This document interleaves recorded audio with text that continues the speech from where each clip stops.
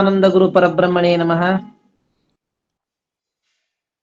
ನತಾಸ್ಮಿ ತ್ರಿಗಜದ್ವಂದೇ ನಮಸ್ತೆ ಲೋಕನಾಯಕಿ ನಮಸ್ತೆ ವಿಶ್ವಜನನಿ ಹೈಮವತ್ತೇ ನಮೋಸ್ತುತೇ. ದೇವಿ ಮಹಾತ್ಮೆಯ 8ನೇ ಅಧ್ಯಾಯ. ಮಹಾಲಕ್ಷ್ಮಿಯು ಮಹಿಷಾಸುರನನ್ನು ಸಂಹಾರ ಮಾಡಿದ ಕಥಾ ಪ್ರಸಂಗವು ಈ ದಿನ. ಮಹಿಷಾಸುರ ಎಂದರೆ ಅಹಂಕಾರ. ಅಹಂಕಾರವು ಇಲ್ಲಿ ಬ್ರಹ್ಮಾಂಡ ಪುರಾಣದಲ್ಲಿ ಬ್ರಹ್ಮಾಂಡ ಪುರಾಣ ಯಥಾ ಬ್ರಹ್ಮಾಂಡ ತಥಾ ಪಿಂಡಾಂಡ ಎಂಬಂತೆ ಬ್ರಹ್ಮಾಂಡ ಪುರಾಣದಲ್ಲಿ ಮಹಿಷಾಸುರ, ಪಿಂಡಾಂಡದ ಪುರಾಣದ ಪ್ರಕಾರ ಅಹಂಕಾರ ಎಂಬ ರಾಕ್ಷಸ. ಅಹಂಕಾರ ಅಹಂಕಾರ ಸುರರು ಹಾರೈಸಲ್ಕ ಪೃಥ್ವಿಯೋ ಹೊರೆಯು ಹದತೀರಲ್ಕೆ ರಣದಲ್ಲಿ ತರಿದಳೆ ಮಹಾಲಕ್ಷ್ಮಿತ ಮಹಿಷಾಸುರೇಶ್ವರನ ಉಸುರುಲೆನೆ ರಕ್ಕಸರ ಬಲ ನಸಿದುದ ರಣರಂಗದಲ್ಲಿ ಜೀವೆಸಿಗಿನಿಂದವರಿಲ್ಲ ಶಾಂಭವಿ ಶಸ್ತ್ರಘಾತದಲ್ಲಿ. ಕಸಮಳವು ನೆಡವಸೆಯು ಮಜ್ಜೆಯು ವಸರ ಕುತದ ನದಿಗಳ ಹರಿದವು ದಶೆಗೆ ಓಡಿತ್ತು ಪರಬಲ ದೇವಿಯು ಪಟಳಕೆ.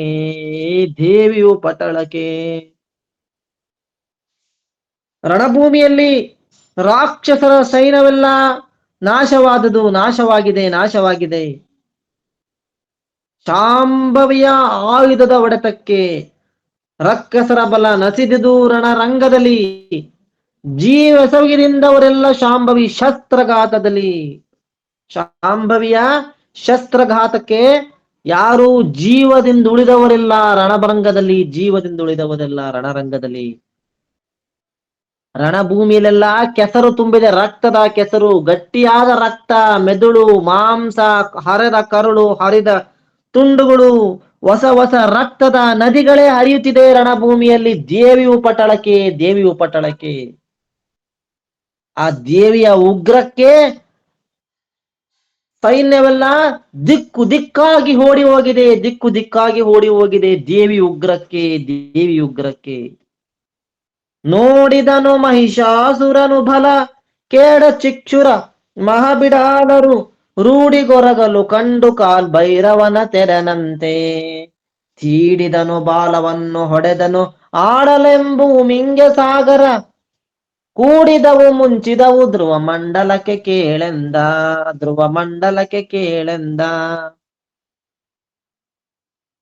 ಮಹಿಷಾಸುರ ಸೈನ್ಯದ ನಾಶವನ್ನೆಲ್ಲ ನೋಡಿ ಸಿಟ್ಟಿನಿಂದ ಚಿಕ್ಷುರ ಬಿಡಾಲರು ಮಡಿದಿದ್ದನ್ನೆಲ್ಲ ನೋಡಿ ಪ್ರಳಯ ಕಾಲದ ರುದ್ರನಂತೆ ತನ್ನ ಬಾಲವನ್ನು ಚೀಡ್ತಾ ಇದ್ದಾನೆ. ಬಾಲವನ್ನು ಕೈಲಿಡಿದು ಸಿಟ್ಟಿನಿಂದ ರೌದ್ರನಿಂದ ಬಾಲವನ್ನು ಚೀಡ್ತಾ ಭೂಮಿಗೆ ಬಾಲ ಹಿಡಿದು ಹೊಡೆದಿದ್ದಾನೆ. ಆಡಲೆಂಬೂಮಿಂಗೆ ಸಾಗರ ಕೂಡಿದವು ಮುಂಚಿದವು ಧ್ರುವ ಮಂಡಲಕ್ಕೆ ಕೇಳೆಂದ. ಹೊಡೆದ ಹೊಡೆತಕ್ಕೆ ಆಕಾಶವು ಭೂಮಿಯು ಸಾಗರವು ಒಂದಾಗಿ ಬಿಟ್ಟಿದೆ. ಎಲ್ಲವೂ ಕೂಡ ಅಲ್ಲೋಲ ಕಲ್ಲೋಲವಾಗಿದೆ ಬರ ಬಾಲದ ಹೊಡೆತಕ್ಕೆ. ಪುರದ ಪೆಟ್ಟಿಗೆ ಭೂಮಿ ಬಿಚ್ಚಿತು ಅರರ ಶೃಂಗ ವಿಧಾರಿತಕ್ಕೆ ಧರೆ ಹಿರಿದ ಮೇಲಕ್ಕೆ ಎತ್ತಿದುದು ಚಿಡಿ ಚಾಪಿ ಅಂದದಲ್ಲಿ. ಭರದ ಮೂಗು ಶ್ವಾಸ ಗಾಳಿಗೆ ತೆರಳಿದರು ಹರಿಹರರು ದಿವಿಜರು ಅರಮರಿಲ್ಲದೆ ಹಾರಿದರು ಧ್ರುವ ಮಂಡಲಕ್ಕೆಂದ. ಕೊಳಗದ ಪೆಟ್ಟಿಗೆ ಭೂಮಿಯನ್ನು ಬಿಚ್ಚಿತು. ಕೋಡುಗಳ ಚಿಮ್ಮುಕೆಗೆ ಭೂಮಿ ಚೂರಾಗಿ ಮೇಲಕ್ಕೆ ವಿಶೇಷವಾಗಿ ಹಾರಿತು. ಅವನ ಕೋಡು, ಆ ಮಹಿಷಾಸುರನ ಕೋಡು ಹಿರಿದು ಎತ್ತಿದುದು ಚಿಡು ಚಾಪಿಂದದಲ್ಲಿ ಭೂಮಿಯನ್ನೇ ಎತ್ತುವಂತೆ ಮೇಲೆತ್ತುತ್ತದೆ. ಭರದ ಮೂಗು ಶ್ವಾಸ ಗಾಳಿಗೆ ಅವನ ಆರ್ಭಟಿಸುವ ಮೂಗಿನ ಶ್ವಾಸದ ಗಾಳಿಗೆ ತೆರಳಿದರು ಹರಿಹರರು ದಿವಿಜರು. ತೆರಳಿದರು ಅರಮರಿಲ್ಲದೆ ಹಾರಿದರು ಧ್ರುವ ಮಂಡಲಕ್ಕೆಂದ. ಅವನ ಒಂದು ಶ್ವಾಸಕ್ಕೆ ದೇವತೆಗಳು ಆಕಾಶಕ್ಕೆ ಹಾರಿದರಂತೆ. ಮೂಗಿನ ಬರಿ ಶ್ವಾಸಕ್ಕೆ, ಆ ಮಹಿಷಾಸುರನ ಶ್ವಾಸಕ್ಕೆ. ವೀರ ಕೇಳ್ ಚಕ್ಷುವಿನ ಕಿಡಿಗಳು ತೀರಿಸಿದವೈ ಸುರರ ಪುರಗಳು. ತೋರಿತು ಶ್ವಾಸದಲ್ಲಿ ಹೊಗೆ ಕಾಲ್ಮೇಘದಂದದಲ್ಲಿ. ಘೋರ ರಕ್ಕಸ ನೀವೋನು ಮಹಾಮಾರಿಯಲ್ಲದೆ ಅಸುರನಲ್ಲವು. ಕಾರಣಿಕ ದೇವೆಂತು ಕಾದುವಳೆಂದರ ಜಹರರು, ಕಾದುವಳೆಂದರ ಜಹರರು. ವೀರನೇ, ಆ ವೀರನಾದ ಮಹಿಷಾಸುರನ ಕಣ್ಣುಗಳ ಕಿಡಿಗಳು ದೇವತೆಗಳ ಊರನ್ನೇ ಸುಡ್ತಾ ಇದ್ದವಂತೆ, ದೇವತೆಗಳ ಪಟ್ಟಣವನ್ನೇ ಸುಟ್ಟಾಕ್ತಾ ಇದ್ದವಂತೆ. ಎಷ್ಟು ರೌದ್ರದಲ್ಲಿರ್ಬೋದು. ಚಕ್ಷುವಿನ ಕಿಡಿಗಳು ತೀರಿಸಿರುವ ಈ ಸುರರ ಪುರಗಳು, ಮಹಿಷಾಸುರನ ಚಕ್ಷುವಿನ ಕಿಡಿಗಳು. ತೋರಿತು ಶ್ವಾಸದಲ್ಲಿ ಗಾಳಿ, ಮೂಗಿನ ಗಾಳಿ ಮಳೆಗಾಲದ ಮೋಡನಂತೆ ಅಭೋ ಎಂದು ಹೊರಟಿದೆ ಗಾಳಿ. ಮೂಗಿನ ಗಾಳಿ ಅಭೋ ಎಂದು ಹೊಗೆ ಹೊರಟಿದೆ ಮೂಗಿನಲ್ಲಿ ಗಾಳಿ. ಭಯಂಕರ ರಕ್ಕಸನಿವನು ಮಹಾಮೃತ್ಯುವಲ್ಲದೆ ರಾಕ್ಷಸನಲ್ಲ, ಮಹಾಮೃತ್ಯುವಲ್ಲದೆ ರಾಕ್ಷಸನಲ್ಲ. ಇವನು ಅವತಾರಿಕನೇ ಇರಬೇಕು. ಇವನ ಯಾವ ರೀತಿ ಯುದ್ಧ ಆಡುವಳೋ ದೇವಿ ಎಂದು ಹರಿಹರಾದಿಗಳು ಚಿಂತಿಸಿದರು. ಬರ ಇವನು ಬರ್ತಾ ಇದ್ದಾನೆ, ಬರುವಾಗೆ ಇಷ್ಟು ಆರ್ಭಟ ಅಂತೇಳಿ ಹರಿಹರ ಬ್ರಹ್ಮಾದಿಗಳು ಚಿಂತಿಸ್ತಾ ಇದ್ದಾರೆ, ಹರಿಹರ ಬ್ರಹ್ಮಾದಿಗಳು ಚಿಂತಿಸ್ತಾ ಇದ್ದಾರೆ.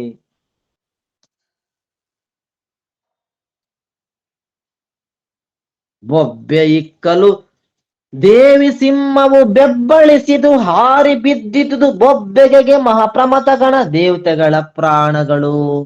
ತಬ್ಬಿದವು ಕಂಠದಲ್ಲಿ ಧೈರ್ಯದ ಲೊಬ್ಬಿಲಿಬ್ಬರ ಜಹರರೋಹಿಲಿ ಗಬ್ಬ ಬಿಚ್ಚು ತಲಿತ್ತು ಮಹಾಬ್ರಹ್ಮಾಂಡ ಕೇಳೆಂದ, ಮಹಾಬ್ರಹ್ಮಾಂಡ ಕೇಳೆಂದ.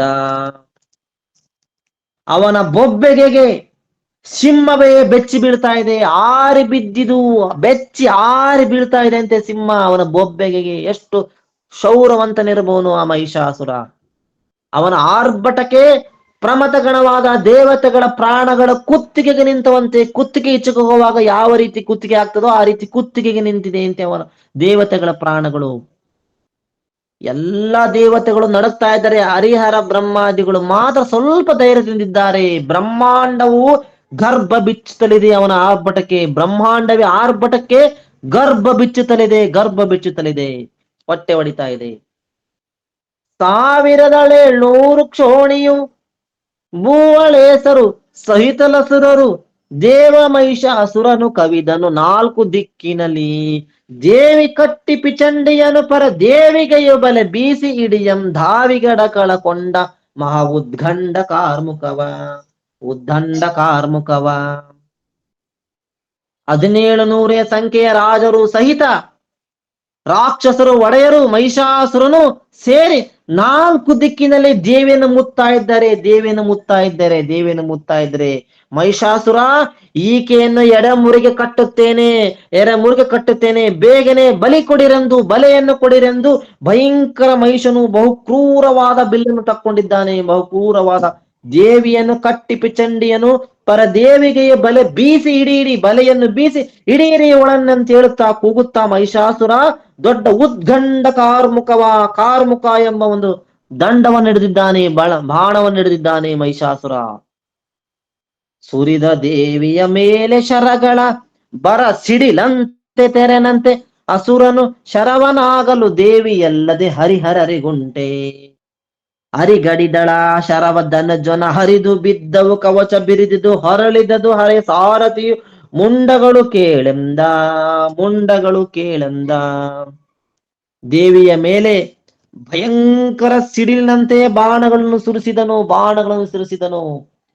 ರಾಕ್ಷಸನ ಬಾಣಗಳನ್ನು ತಡೆದುಕೊಳ್ಳಲು ದೇವಿಯಲ್ಲದೆ ಹರಿಹರರಿಗುಂಟೆ. ಇಲ್ಲಿ ಕ್ವಶನ್ ಮಾರ್ಕ್ ಇದು. ದೇವಿಯಲ್ಲದೆ ಹರಿಹರಿಗುಂಟೆ, ದೇವಿ ಮಾತ್ರ ತಡ್ಕಣಕ್ ಸಾಧ್ಯ.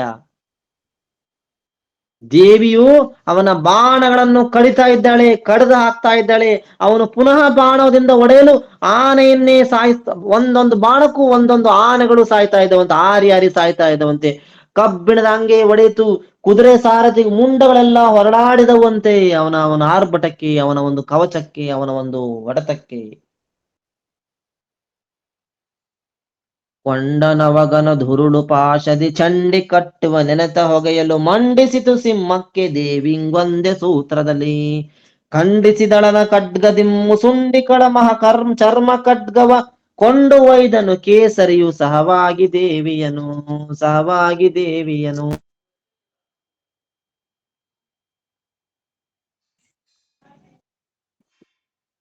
ಭಯಂಕರ ಉರುಳು ಹಗ್ಗವು ದೇವಿಯ ಎಡಮುರಿಗೆ ಕಟ್ಟುವನೆಂದು ಹೊಗೆಯಲು. ಭಯಂಕರ ಉರುಳು ಹಗ್ಗವನ್ನು ದೇವಿಯ ಎಡಮುರಿಗೆ ಕಟ್ಟುವನೆಂದು ಹೊಗೆಯಲು. ಒಂದೇ ಹಗ್ಗ ದೇವಿಗೆ ಸಿಂಹಕ್ಕೆ ಹಾಕಿ ಚಕ್ರಾಕಾರವಾಗಿ ಸುತ್ತುತ್ತಾ ಇದ್ದಾನೆ, ಚಕ್ರಾಕಾರವಾಗಿ ಸುತ್ತುತ್ತಾ ಇದ್ದಾನೆ, ಚಕ್ರಾಕಾರವಾಗಿ ಸುತ್ತಾ ಇದ್ದಾನೆ. ದೇವಿಗೆ ಒಂದು ಹಗ್ಗವನ್ನು ಬೀಸಿ ಆ ಒಂದೇ ನೇರವಾಗಿ ಆ ಹಗ್ಗದಿಂದ ದೇವಿಗೂ ಮತ್ತು ಸಿಂಹಕ್ಕೂ ಒಂದೇ ಗಂಟು ಹಾಕಿ ಎತ್ತಿ ಚಕ್ರದ ರೀತಿ ಬೀಸ್ತಾ ಇದ್ದಾನೆ, ಚಕ್ರದಲ್ಲಿ ಬೀಸ್ತಾ ಇದ್ದಾನೆ. ದೇವಿ ಸಿಂಹವು ಬೀಸ್ತಾ ಇದೆ. ಖಂಡಿಸಿದಳದ ಖಡ್ಗದಿಂದ ಮುಸುಂಡಿ ಕಳಮಹ ಚರ್ಮ ಖಡ್ಗವ. ದೇವಿ ಖಡ್ಗದಿಂದ ಅದನ್ನು ಕತ್ತರಿಸಿದಳು. ಮಹಿಷನು ದೊಡ್ಡ ಡಾಲು ಕತ್ತಿಯನ್ನು ತಕ್ಕೊಂಡು ಸಿಂಹ ಸಹಿತವಾಗಿ ಒಂದೇ ಹೊಡೆತಕ್ಕೆ ಸಿಂಹಕ್ಕೂ ಮತ್ತು ದೇವಿಗೂ ಬೀಳುವಂತ ರೀತಿಯಲ್ಲಿ ಖಡ್ಗದಿಂದ ಹೊಡಿತಾ ಇದ್ದಾನೆ. ದೇವಿ ಅದನ್ನು ತಪ್ಪಿಸಿದಳು. ಅಡರಿದನ ಮಹಾಗಜವ ಸಿಂಹದ ಬುಡಕ್ಕೆ ಹಾನಿಸಿ ಆಪರ ಅಂಬಳ ಮುಡಿಯ ಮೇಲೆ ಒಯ್ದ ಖಡ್ಗದಿ ಮುತ್ತು ಸೂಸಲಿಕೆ. ಕಡಿದಳ ಖಡ್ಗವನ್ನು ಅವನನ್ನು ಕೆಡಹಿದಳು ಗಜದಿಂದ ಶೂಲದಿ ಮಡುಹಿದಿದು ಮಹಾಸಿಂಹ ಕರದಲ್ಲಿ ಜಗವು ಕೇಳೆಂದ. ದೊಡ್ಡ ಆನೆಯನ್ನು ಹತ್ತಿ ಆನೆಯಿಂದ ಸೊಂಡಲಿನಿಂದ ಆನೆ ಮುಂದೆ ಹೋಗಿ ಆ ಸಿಂಹದ ಬುಡಕ್ಕೆ ಹಾನಿಸಿ ಮೇಲೆತ್ತಾ ಇದ್ದಾನೆ. ಸಿಂಹದ ಮೇಲೆ ಕೂತಂತ ದೇವಿ ಆ ಪರಾಂಬಳ ಮೇಲೆ ಎತ್ತಿ ಆವಾಗ ಮೇಲೆ ಎತ್ತಿ ಆ ಕತ್ತಿಯಿಂದ ಹೊಡಿತಾ ಇದ್ದಾನೆ. ದೇವಿಯು ಮತ್ತೊಂದು ಕತ್ತಿಯಿಂದ ಅದನ್ನು ಕಡೆದು ಹಾಕಿದಳು. ಅವನು ತ್ರಿಶೂಲದಿಂದ ಮೇಲಕ್ಕೆ ಕೆಡಹಿದಳು. ತ್ರಿಶೂಲದಿಂದ ಅವನನ್ನು ಮೇಲಿಂದ ಕೆಳಗೆ ಕೆಡವಿದಳು. ಸಿಂಹದ ಉಗುರಿನಿಂದ ಆನೆಯು ಸತ್ತು ಬಿದ್ದಿತು. ಸಿಂಹದ ಉಗುರಿನಿಂದ ಕೆಡಹಿದಳು ಗಜದಿಂದ ಶೂಲದಿ ಮಡುಹಿದುದು ಮಹಾಸಿಂಹ ಕರದಲ್ಲಿ ಜಗವು ಕೇಳಂದ. ಸಿಂಹದ ಕೈಯಿಂದ ಆ ಆನೆಯು ಸತ್ತು ಬಿದ್ದಿತು. ಏಳುವೆನೇನ್ ಮಹಿಷಂಗೆ ದೇವಿಗೆ ಕಾಳಗವು ಬಹಳ ಆಯ್ತು 1000 ತೋಳಿನಿಂದಲಿ ಕಾದಿದಡೆ ತೀರದು ಮಹಾಯುದ್ಧ. ಮೇಲೆಯು ಒತ್ತಿ ದೇವಿಯ ಕಾಲುಗಳ ನಿಡಿಸಿದನು ಹಿಂದಕ್ಕೆ ಸೀಳುವೆನು ಬಿಡ ನೆನತ ಬೊಬ್ಬೆಯ ನಿಕ್ಕಿದನು ಮಹಿಷ. ಏನು ಹೇಳತಕ್ಕದ್ದು? ಮಹಿಷನಿಗೂ ದೇವಿಗೂ ಯುದ್ಧವು ಬಹಳವಾಯಿತು. 1000 ಭುಜಗಳಿಂದ ಯುದ್ಧವಾಡಿದರು. 1000 ತೋಳುಗಳಿಂದ ಯುದ್ಧವಾಡಿದರು. ತೀರದು ಮಹಾಯುದ್ಧ. ದೇವಿಯ ಮೇಲೆ ನುಗ್ಗಿ ಹಿಂದಕ್ಕೆ ಸರಿದು ಆಕೆಯನ್ನು ಹೊಡಿತಾ ಇದ್ದಾನೆ. ಈಕೆಯನ್ನು ಸೀಡ್ತೇನೆ, ಈಕೆಯನ್ನು ಬಿಡುವುದಿಲ್ಲ ಎಂದು ಅಲ್ಲನ್ನು ಕಡಿಯುತ್ತಾ ಮುಂದೆ ಬಂದು ಆರ್ಭಟ ಮಾಡುತ್ತಿದ್ದಾನೆ ಮಹಿಷಾಸುರ. ಅಬೋ ಎಂದು ಆರ್ಭಟ ಮಾಡ್ತಾ ಇದ್ದಾನೆ ಮಹಿಷಾಸುರ. 1000 ತೋಳಿನಿಂದ ಯುದ್ಧ ಆಡಿದ್ರು ಕೂಡ ಮಹಾಯುದ್ಧ ತೀರದು. ಸುರಿದಳಾಗ ಪರಾಂಬೆ ನಾನಾ ಪರಶು ಕಕ್ಕಡೆ ಕುಂತ ಮದ್ಗುರ ಸುರಸಿ ಬಲ್ಲೆ ಮುಸುಲ ಶೂಲವು ಚಕ್ರ ಡೊಂಕಣೆಯೋ. ಸರಳು ಗದೆ ಮುಸುಂಡಿ ಬಲ್ಲೆಯು ಪರಿಯ ಶಸ್ತ್ರದಿ ಸಹಸ್ರದಿ ಕರಗಳಲ್ಲಿ ಸುರಿಸು ಬೇಸೆತ್ತಳು ಮಹಾದೇವಿ.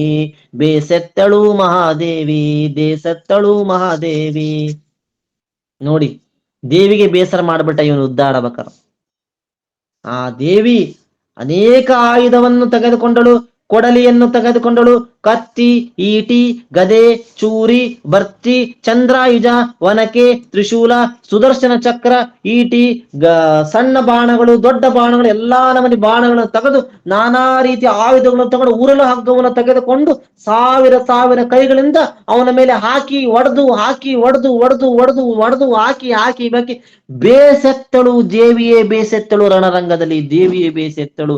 ಸರಳು ಗದೆಯು ಮುಸೊಂಡಿ ಬಲ್ಲೆಯು ಪರಿಯ ಶಸ್ತ್ರದಿ ಸಹಸ್ರದ ಕರಗಳಲ್ಲಿ ಸುರಿದು ಬೇಸೆತ್ತಳು ಮಹಾದೇವಿ. ಆದರೂ ಅವನಿಗೇನೂ ಆಗ್ಲಿಲ್ಲ. ಮಹಿಷಾಸುರನಿಗೆ ಏನೂ ಆಗ್ಲಿಲ್ಲ. ಎಂಥ ರಾಕ್ಷಸ! ಅಹಂಕಾರ ಮತ್ತೆ ಸುಮ್ಮನೆ ಏನ್ರಿ? ನೋಡಿದವರಾರಿಲ್ಲ ಯುದ್ಧವ ಗಾಢ ಮೋಹರಬ್ಬರಕ್ಕೆ ತನು ನೀಡಿದರು ದೇವತೆಗಳು ಮೂರ್ಛಿತರಾಗಿ ಮೈ ಮೆರೆದು.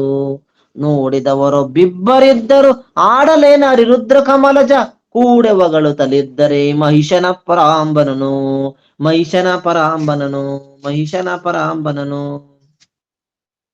ಮಹಿಷನ ಅತಿಶಯ ಭಯಂಕರ ಆರ್ಭಟಕ್ಕೆ ದೇವತೆಗಳು ಮೂರ್ಛೆ ಹೊಂದಿದರು. ಯಾರೂ ನೋಡಲಿಲ್ಲ ಯುದ್ಧ. ಎಲ್ಲಾ ದೇವತೆಗಳು ಮೂರ್ಛೆ ಹೊಂದರಂತೆ. ಎಲ್ಲಾ ದೇವತೆಗಳು ಹರಿಹರ ಬ್ರಹ್ಮಾದಿಗಳನ್ನು ಬಿಟ್ಟು ಎಲ್ಲಾ ದೇವತೆಗಳು ಮೂರ್ಛೆ ಹೊಂದಿದರು.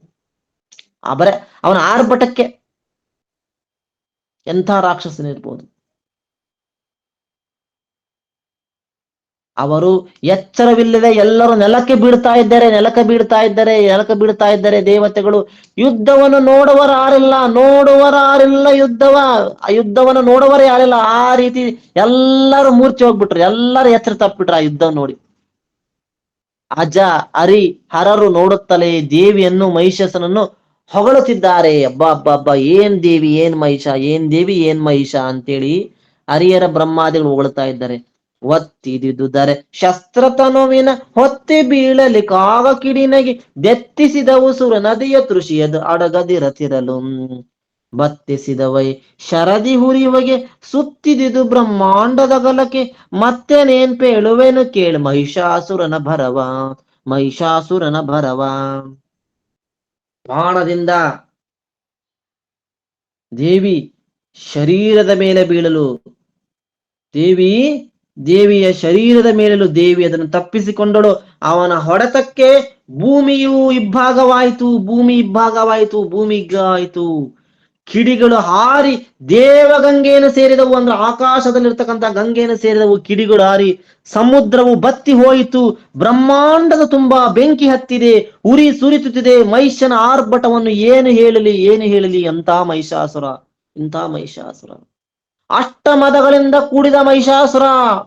ಈ ಕ್ರೋಧ ಎಂಬ ಮಹಿಷಾಸುರ, ಅಹಂಕಾರ ಎಂಬ ಮಹಿಷಾಸುರ, ಲೋಭ ಎಂಬ ಮಹಿಷಾಸುರ, ಎಲ್ಲ ರಾಕ್ಷಸ ಗಣಗಳು ಈ ಮಹಿಷಾಸುರನ ಶಿಷ್ಯರು. ಅಷ್ಟಮದಗಳು ಇವನಲ್ಲೇ ತುಂಬಿತ್ತು. ಅಷ್ಟಮದಗಳೇ. ಮತ್ತೆ ಕೊಂಡನು ಚರ್ಮ ಖಡ್ಗವನೊತ್ತಿದನು ಪರದೇವಿಯನ್ನ 50 ಹೆಜ್ಜೆಯ ಹಿಂದಕೆಯ ಕುಬುಬಿಕ್ಕಿ ಸಿಂಹವನು ಸುತ್ತಿದನು 300 ಬಾರಿಯು ಎತ್ತಿ ಹಾಕಿದಳವನ ದರ್ಪವ ಚಿತ್ತವಿಟ್ಟೆ ಕೇಳಿ ಶೌನಕರೆಂದನ ಸೂತ. ಮಹಿಷನು ಮತ್ತೆ ಕತ್ತಿಯನ್ನು ತೆಗೆದುಕೊಂಡಿದ್ದಾನೆ. ಡಾಲನ್ನು ತಕ್ಕೊಂಡು ಪರದೇವತೆಯನ್ನು 50 ಹೆಜ್ಜೆ ಹಿಂದಕ್ಕೆ ಸರಿಸಿ ದೇವಿಯನ್ನು 50 ಹೆಜ್ಜೆ ಹಿಂದಕ್ಕೆ ದಬ್ಬಿ ಆರ್ಭಟಿಸಿ ಸಿಂಹವನ್ನು ಕಾಲಿಡದ ಎತ್ತಿ 300 ಬಾರಿ ಗಿಮಿ ಸುತ್ತಿ ಎತ್ತಿ ಬಿಸಾಕ್ತಾ ಇದ್ದಾನೆ. ಅವನ ಆರ್ಭಟವನ್ನು ಲಕ್ಷವಿಟ್ಟು ಕೇಳಿರಲೇ ಸೂತರು ಶೌನಕರಿಗೆ ಹೇಳ್ತಾ ಇದ್ದಾರೆ. ಕತ್ತಿ ಡಾಲನ್ನು ತಕ್ಕೊಂಡು ಮುಂದೆ ಬರ್ತಾ ಇದ್ದಾನೆ. ದೇವಿ ಹಿಂದೆ ಸರಿತಾ ಇದ್ದಾಳೆ. 50 ಹೆಜ್ಜೆ ಹಿಂದಕ್ಕೆ ಸರಿಸಿದ ದೇವಿಯನ್ನು 300 ಬಾರಿ ಸುತ್ತಿ ಹೋಗದ ಸಿಂಹವನ್ನು. ಉಸುರುಗರೆಯಲು ಹಾರಿದವು ಗಿರಿ ದೆಸೆಗೆ ಮಹಾದೈತ್ಯ ಕೂಗಿಗೆ ಬಸಿರು ಬಿಚ್ಚುತ್ತಲಿತ್ತು ಸಿಂಹಕ್ಕೆ ಹೇಳನೇನದನು. ಸಸೆಯನೊಡೆಯನು ಸಿಂಹ ಶಿರವನು ಬಸವಳಿಯುತ್ತ ಸಿಂಹ ಮೂರ್ಛೆಯು ಲಸೆಯಳಪ್ಪಳಿಸಿದನು ಪರದೇವತೆಯು ಕೇಳೆಂದ. ಉಸಿರು ಬಿಡಲು ಪರ್ವತಗಳು ಹಾರಿದವು. ದಿಕ್ಕಿಗೆ ಬಂಡೆಗಳು ಉರುಳಿದವು ಉಸಿರಿನಲ್ಲಿಯೇ. ಮಹಿಷನ ಭಯಂಕರ ಕೂಗುವಿಕೆಗೆ ಸಿಂಹಗಳ ಹೊಟ್ಟೆ ಹಡಿಯಿತು. ಸಿಂಹದ ತಲೆ ಸಿಡಿಯುವಂತೆ ನೋವಾಯಿತು. ಸಿಂಹದ ಶಕ್ತಿ ಕಡಿಮೆಯಾಗಿ ಸುಸ್ತಾಗಿ ಮಲಗೆ ಬಿಟ್ಟಿತು. ಸಿಂಹ ಪರದೇವತೆಯನ್ನು ಕತ್ತಿಯಿಂದ ಹೊಡೆಯಲು ಮುಂದಾಗಿದ್ದಾನೆ. ಕತ್ತಿಯಿಂದ ಹೊಡೆದನು. ತಪ್ಪಿಸಿತ ದೇವಿ ಹೂಡಿದರು ಮಂಡೆಗಳ ಕಳಶಿವೆ. ಹೂಡಿದರು ಮಂಡೆಗಳ ಕಳಶಿವೆ ಯಾಡಲೆ ಮಂಡೆಗಳ ಹತಕೆಯು ರೂಢಿ ತಗ್ಗಿತು ಉದಕ ಚಿಮ್ಮಿತು ಸುರನದೆಯ ತನಕ. ಶಾಡ ಕಾಣದೆ ಮಹಿಷ ದೇವಿಗೆ ಕಾಡಿಯಲಿಂದಲೀರ್ವಡು ಕೂಡೆ ಒಯ್ದಾಡಿದರು ಬ್ರಹ್ಮಾಂಡೊಡೆವ ತೆರೆನಂತೆ. ಇವರಿಬ್ಬರಿಗೂ ಆಯುಧವು ಸರಿ ಕಾಣದೆ ಇಬ್ಬರು ಕುಸ್ತಿ ಮಲ್ಲರಂಗೆ ಕುಸ್ತಿ ಆಡುತ್ತಾ ಮಂಡಿಯನ್ನು ನೆಲ ಕಚ್ಚಿದರು. ಈ ಮುಸ್ಲಿಮರು ನಮಾಜ್ ಮಾಡ್ಬೇಕಾದ್ರೆ ಮಂಡಿ ಹಚ್ತಾರಲ್ಲ, ಹಂಗ ಮಂಡಿನ ನೆಲ ಕಚ್ಚಿದರು. ಮಂಡಿಗಳ ಹೊಡೆತಕ್ಕೆ, ಮಹಿಷಾಸುರನ ಮಂಡಿಯ ಹೊಡೆತಕ್ಕೆ ರೂಢಿ ತಗ್ಗಿತು, ಉದಕ ಚಿಮ್ಮಿತು, ಸುರಗಂಗೆಯ ತನಕ ಅಬ್ಬಬ್ಬಬ್ಬ ಎಂತ ರಾಕ್ಷಸನಿವ. ಅವನ ಒಂದು ಹೊಡೆತಕ್ಕೆ ಭೂಮಿ ತಗ್ಗಾಗಿ, ಭೂಮಿಗೆ ನೀರು ಆಕಾಶದ ಗಂಗೆಯ ತನಕ ಚಿಮ್ತಾ ಇದೆ ಅಂತೆ, ಆಕಾಶದ ಗಂಗೆಯ ತನಕ ಚಿಮ್ತಾ ಇದೆ. ಅಂತ ಶೌರವಂತ ರಾಕ್ಷಸ. ಶಾಡ ಕಾಣದೆ ಮಹಿಷ ದೇವಿಗೆ ಕಾಡ ಕಾಡಿಯಲಿಂದಲೀರ್ವರು ಕೂಡೆ ಒಯ್ದಾಡಿದರು ಬ್ರಹ್ಮಾಂಡೊಡೆವ ತೆರೆನಂತೆ. ಭೂಮಿ ತಗ್ಗಾಗಿತು, ನೀರು ಸುರಗಂಗೆ ತನಕ ಚಿಮ್ಮಿತೆ, ಬ್ರಹ್ಮಾಂಡ ಒಡೆಯುವಂತೆ ಕೂಡಲು ಇಬ್ಬರು ಕೂಗಾಡುತ್ತಾ ಹಾಡಾಡುತ್ತಾ ಹೊಡೆದಾಡ್ತಿದ್ದಾರೆ. ಅವಡಗಚ್ಚುತಲ ಪರಾಂಬಳು ಸವರಿಯ ಸುರನು ಶೂವೈದು ಶೂಲದಿ ಚಿವಿದಳವನನು ಗದೆಯಲ್ಲಪ್ಪಳಿಸಿದನು ನಡುಶಿರವ. ಅವಲು ಗೋಲೆಲೆ ಕಡಿದಳಸಿಯನು ಅವನು ಕೊಂಡನು ಗದೆಯ ಮತ್ತೆಯು ಹವಣಿಸೇತ ವೈದ ಮಹಾಲಕ್ಷ್ಮಿಯನು ಕೇಳೆಂದ. ದೇವಿ ಅಲ್ಲಿನಿಂದ ತುಟಿಯನ್ನು ಕಚ್ಚುತ್ತಾ ಮಹಿಷನನ್ನು ಹೊಡೆದು ಚಪ್ಪರಿಸುತ್ತೇನೆ ಎನ್ನುತ್ತಾ ದೇವಿ ಶೂಲದಿಂದ ತಿವಿದಳು. ತಪ್ಪಿಸುತ್ತಾ ರಾಕ್ಷಸ ಗದೆಯಿಂದ ನಡನೆತ್ತಿಗೆ ಹೊಡೆದಳು. ಅರ್ಧಚಂದ್ರಾಕಾರದ ಬಾಣದಿಂದ ಅವನನ್ನು ಕತ್ತಿಯಿಂದ ಕಡಿದಳು ಮತ್ತು ಗದೆಯಿಂದ ತೆಗೆದುಕೊಂಡು ಮಹಾಲಕ್ಷ್ಮಿ ಅವನನ್ನು ಹೊಡೆದಳು. ಏನೂ ಆಗಲಿಲ್ಲ ಅವನಿಗೆ. ದೇವಿ ದೇಹದ ಮೇಲೆ ಮುರಿದವು ಕೇವಲ ಆಯುಧಗಳು, ದೇಹದಿ ಭೂವಳಸೆ ಮೇಲುದ್ದರಿದವು ಹಲವುಗಳು ಪುಡಿ ಪುಡಿಯಾಗಿ. ಆವ ಬಣ್ಣಿಪ ಯುದ್ಧ ವಿವರವ ಸಾವು ತೋರದು ಮೈಷಗೆಯು ಮತ್ತಾವ ದೇವರ ಭಜಿಸಿ ಪಡೆದನು ಸತ್ವವಿದನೆಂದ. ದೇವಿ ಅಲ್ಲನ್ನು ಕಡಿತ ಶೂಲದಿಂದ ಹೊಡೆದು ಏನಾಗ್ಲಿಲ್ಲ, ಅರ್ಧಚಂದ್ರಾಕಾರ ಬಾಣದಿಂದ ಹೊಡೆದ್ಲು ಏನಾಗ್ಲಿಲ್ಲ, ಕತ್ತಿಯಿಂದ ಕಡಿದ್ರು ಏನಾಗ್ಲಿಲ್ಲ, ಗದೆಯಿಂದ ಹೊಡೆದ್ಲು ಏನಾಗ್ಲಿಲ್ಲ, ಏನು ಮಾಡಿದ್ರು ಏನಾಗ್ಲಿಲ್ಲ. ದೇವಿಯ ಆಯುಧಗಳೆಲ್ಲವೂ ಮುರಿದವು, ದೇವಿಯ ಆಯುಧಗಳೇ ಮುರಿದವು.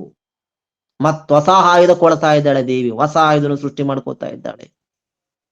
ದೇಹದಲ್ಲಿನ ಬಾಣಗಳ ಹೊಡೆತಕ್ಕೆ ಅವನ ಮೂಳೆ ಮುರಿದರೂ ಶಕ್ತಿ ಕುಂದಲಿಲ್ಲ. ಯಾವ ದೇವರ ಭಜಿಸಿ ಪಡೆದನೋ ಈ ಶಕ್ತಿಯನ್ನೆಂದ ಸಾವು ತೋರದು ಇವನಿಗೆ ಅಂತ ದೇವಿ ಯೋಚಿಸ್ತಾ ಇದ್ದಾಳೆ. ಕಿತ್ತಿದನು ಬಹುಗಿರಿಯ ದೇವಿಯ ನೆತ್ತಿ ಮೇಲೆ ಆಕಲಿಕ್ಕವ ಕತ್ತರಿಸಿದಳು ಶರದಿ ಮಹಿಷಾಸುರಗೆ ಪರದೇವಿ. ಮತ್ತೆ ನುಡಿದಳು ಮೂಢ ಕ್ಷಣ ಒತ್ತಿಯಾತಕ್ಕೆ ಬರುವೆ ಮಧುವನ್ನು ಮತ್ತೆ ಕೊಂಡ ಬಳಿಕ ಗರ್ಜಿಸು ಎಂದಳಾ ದೇವಿ. ಮಹಿಷನು ಅನೇಕ ಪರ್ವತಗಳನ್ನು ಕಿತ್ತುತ್ತಾ ಇದ್ದಾನೆ. ದೊಡ್ಡ ಗುಡ್ಡಗಳನ್ನು, ಎವರೆಸ್ಟ್ ಅಂತ ಗುಡ್ಡಗಳನ್ನೆಲ್ಲ ಕಿತ್ತಿ ದೇವಿ ಮೇಲೆ ಹಾಕ್ತಾ ಇದ್ದಾನೆ, ಎತ್ತಿ ಹಾಕ್ತಾ ಇದ್ದಾನೆ.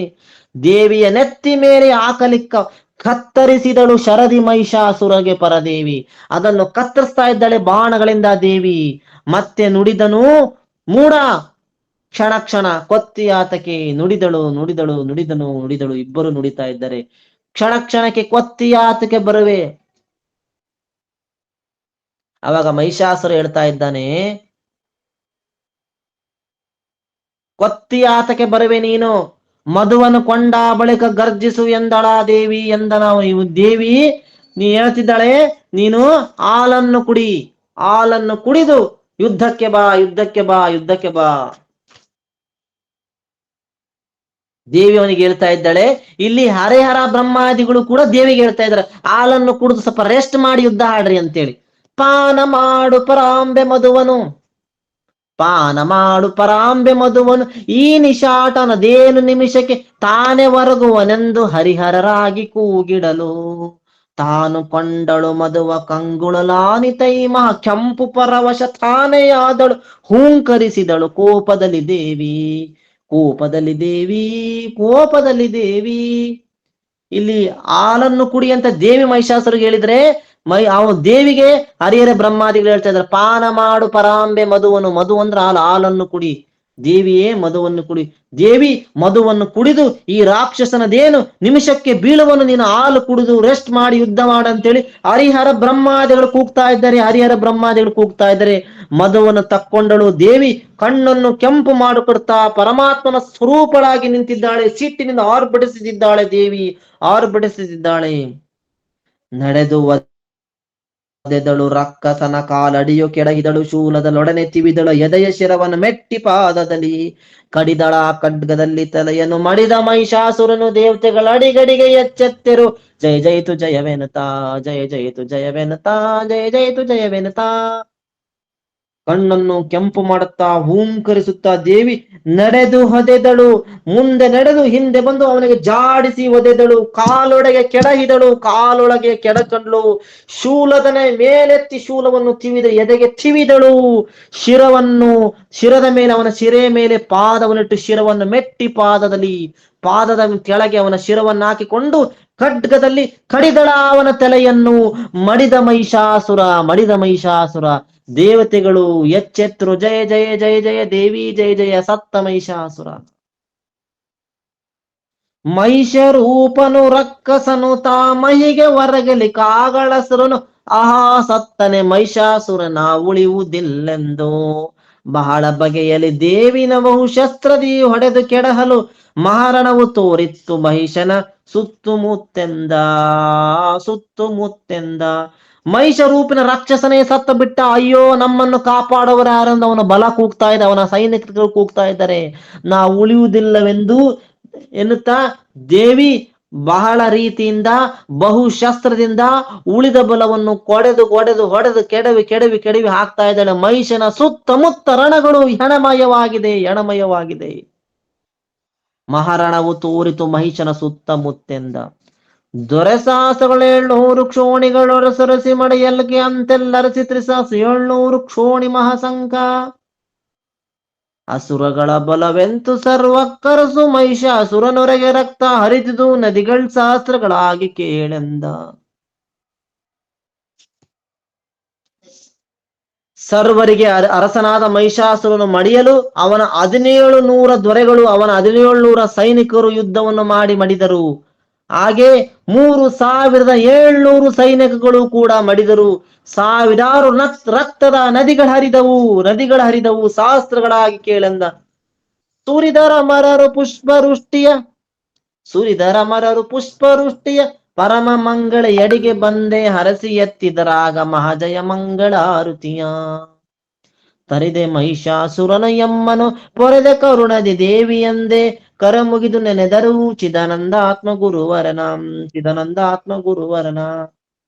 ದೇವತೆಗಳು ಬಹು ಉಳ್ಳವಾದ ದೇವಿಯ ಹತ್ತಿರ ಬಂದು ಹೂವಿನ ಮಳೆಯನ್ನು ಸುರಿಸುತ್ತಿದ್ದಾರೆ. ಅರಸಿ ಮಂಗಳಕರವಾದ ಜಯ ಮಂಗಳಾರತಿಯನ್ನು ಎತ್ತಿತಾ ಇದ್ದಾರೆ ದೇವಿಗೆ. ಜಯ ಜಯ ಜಯ ಜಯ ಜಯ ಜಯ ಜಯ ಜಯ ದೇವಿಯೇ ಜಯ ಜಯ ಎನ್ನುತ್ತಾ ಚಿದಾನಂದ ಗುರುಗಳನ್ನು ಸ್ಮರಿಸಿಕೊಳ್ತಾ ಇದ್ದಾರೆ. ಚಿದಾನಂದ ಗುರುಗಳನ್ನು ಸ್ಮರಿಸುತ್ತಾ ಇದ್ದಾಳೆ. ಇತಿ ಶ್ರೀಮತ್ ಪರಮಹಂಸಃ ಶ್ರೀ ಪರಿವ್ರಾಜಕಾಚಾರ್ಯ ಶ್ರೀ ಚಿದಾನಂದ ಗುರುವರ್ಯ ಚರಣ ಪದ್ಮದ್ವಿರೇಪ ಶ್ರೀ ಚಿದಾನಂದ ಅವಧೂತ ವಿರಚಿತ ಪಾರ್ವತಿ ಮಹಾತ್ಮೆಯೋಳ್ ಮಹಿಷಾಸುರ ವಧೋ ನಾಮ ಅಷ್ಟಮಧ್ಯಾಯ ಸಂಪೂರ್ಣಂ. ಅಂತು ಅಷ್ಟಮಧ್ಯಾಯಕಂ ಪದಂ 373 ಪದಂ. ಮಂಗಳಮಸ್ತು. ಜಯ ಮಂಗಳಂ. ಜಯ ನಮಃ ಪಾರ್ವತಿ ಪತೆ ಶಿವ ಹರ ಹರ ಹರ ಮಹಾದೇವ್. ಇಲ್ಲಿಗೆ ಮಹಿಷಾಸುರನ ಅಧ್ಯಾಯ ಸಂಪೂರ್ಣವಾದುದು. ನಿಖಿಲ್ ಅವ್ರು ಜಾಯಿನ್ ಆಗಿಲ್ಲ. ಯಾರು ಏನಾದ್ರು ಮಾತಾಡೋದಿದ್ರೆ ಮಾತಾಡಿ.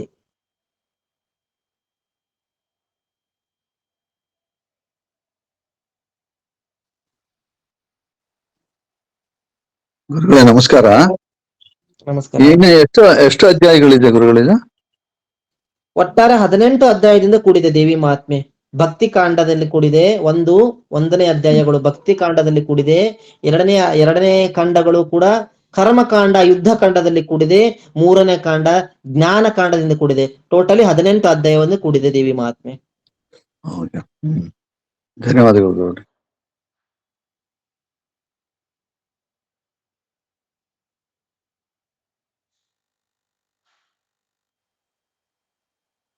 ಚೆನ್ನಾಗ್ ಬಂತ್ರ ಈ ದಿನ ದೇವಿ ಮಹಾತ್ಮೆ ಮಹಿಷಾಸುರನ ಕತೆ ಅರ್ಥ ಆಯ್ತಾ ಎಲ್ಲರಿಗೂ? ನಮಸ್ತೆ ಗುರುಗಳೇ. ನಮಸ್ತೆ. ತುಂಬಾ ಚೆನ್ನಾಗಿ ವರ್ಣನೆ ಮಾಡ್ತೀರಾ ಗುರುಗಳೇ. ನಮ್ಮೊಳಗೆ ಅವೇ ಯುದ್ಧ ಮಾಡ್ತಿದ್ರೇನೋ ಅನ್ನೋ ತರ ದೇವಿ ನಿಮಗೆ ಆ ಶಕ್ತಿ ಕೊಟ್ಬಿಟ್ಟಿದ್ದಾಳೆ ವರ್ಣನೆ ಮಾಡೋದಕ್ಕೆ. ಎಲ್ಲ ದೇವಿ ಕೃಪೆ, ನಮ್ದಿನದೆಲ್ಲ ಸದ್ಗುರುನಾಥನ್ ಕೃಪೆ. ಹೌದು ಗುರುಗಳೇ, ನಿಜ. ಅದನ್ನ ಭಕ್ತಿ ಭಾವದಲ್ಲಿ ನಾವು ಆ ಮಾರ್ಗದಲ್ಲಿ ಹೋದಾಗ ಮಾತ್ರ ಅದು ಸಿಗತ್ತಲ್ಲ ಗುರುಗಳೇ. ಅದೇ ಅದೇ. ಅದು ನಿಮ್ಗೆ ಸಿಕ್ಬಿಟ್ಟಿದೆ. ಅರ್ಥ ಆಮೇಲೆ ಆಯ್ತಮ್ಮ ಏನಿಲ್ಲ ಆಗಿದ್ರೆ ಎಲ್ಲ ಗುರುಗಳೇ. ಅಧ್ಯಾಯ?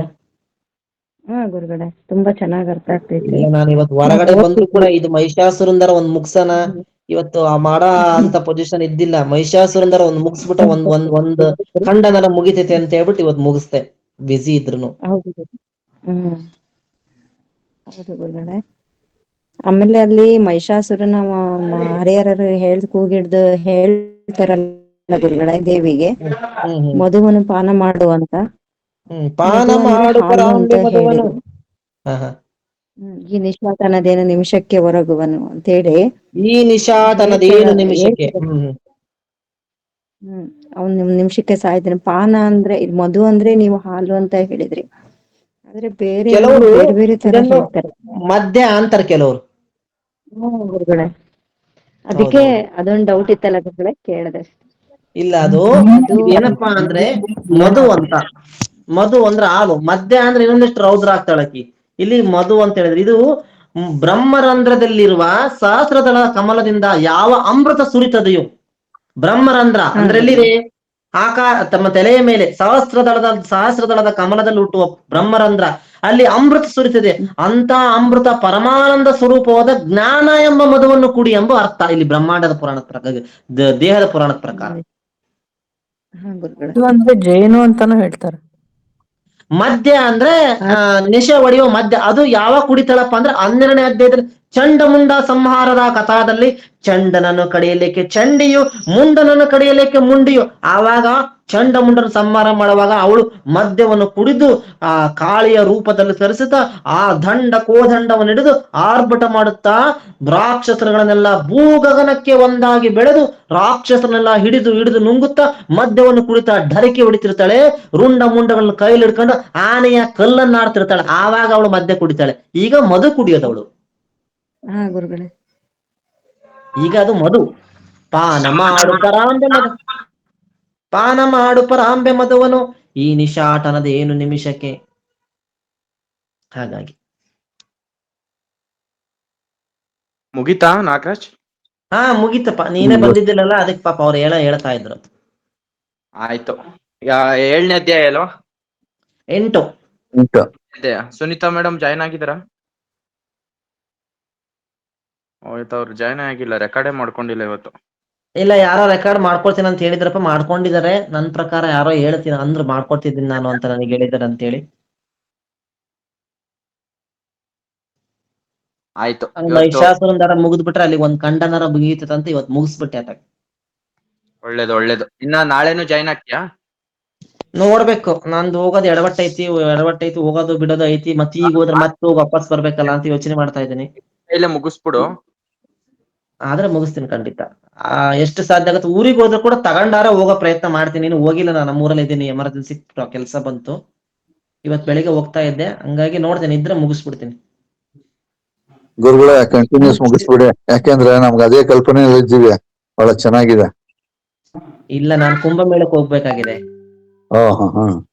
ಕುಂಭಮೇಳಕ್ಕೆ ಹೋಗ್ಬೇಕಾಗಿದೆ. ಮತ್ತೆ ಕುಂಭಮೇಳದಿಂದ ಬಂದು ಕೊಟ್ಟೂರು ಬಸವೇಶ್ವರನ ಜಾತ್ರೆ ಇದೆ ನಮ್ಮೂರಲ್ಲಿ, ಅದು ಮುಗಿಸ್ಬೇಕು. ಅದು ಶಿವರಾತ್ರಿ. ಆಮೇಲೆ ನಮ್ಮ ಮನೇಲಿ ದೇವಿ ಮಾತ್ನೆ ಪುರಾಣ ಪ್ರವಚನ ನಡೀತಾ ಇದೆ, ಸುಮಾರು ಜನ ಸೇರ್ತಾರೆ 22ನೇ ತಾರೀಕು. ಅದಕ್ಕೆಲ್ಲ ನಾನು ಅಣಿ ಮಾಡೋದಿದೆ, ಹಾಗಾಗಿ ಮತ್ತೆ ಮುಗಿಸ್ತೀನಿ.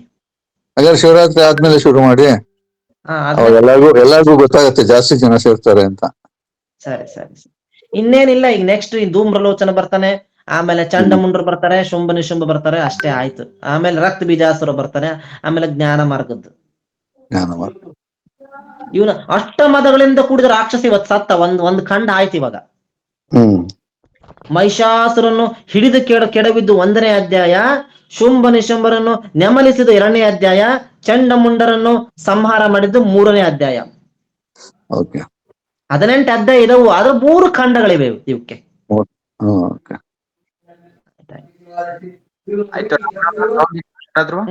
ಮಾತಾಡ್ ನೀನ್ ಮಾತಾಡೋದಕ್ಕೆ ನಾನ್ ಮಾತಾಡ್ತಾ ಇದ್ದೇನೆ.